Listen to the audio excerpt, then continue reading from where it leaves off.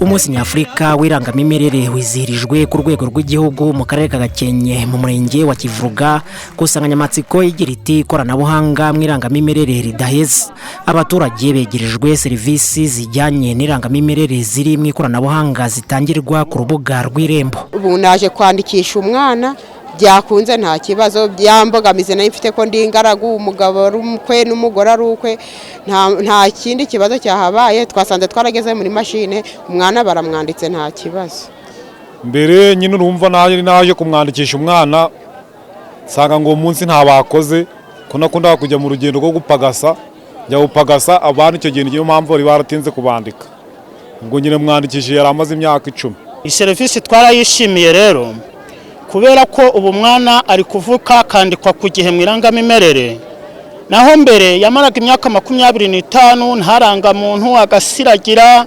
Ubu gusezerana n'abadamu bacu twasezeranye kwituze ku murenge tudakoze ingendo ndende. Akarere ka Gakenke kashimiwe kuba karahize utundi turere ku gipimo cya 99% mu mitangire ya serivisi zijyanye n'irangamimerere.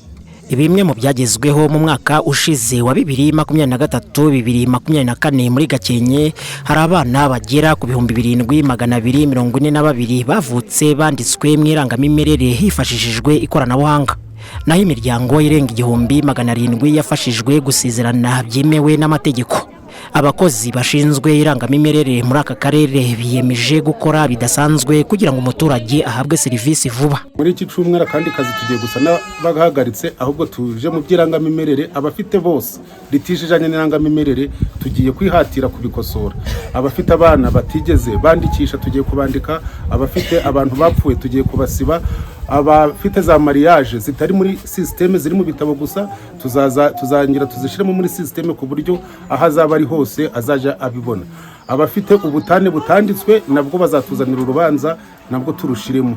Byose uko irangamimerere rimeze turihatira kuryuzuza no kurishira ku gihe. Minisitiri w'ubutegetsi bw'igihugu Musabyimana Jean Claude yasabye abaturage kwitabira icyumweru cya serivisi z'irangamimerere zabegerejwe. Icyambere ku bayobozi bose b'inzego zose turabasaba gukomeza gushishikariza abaturage kugana izo serivisi.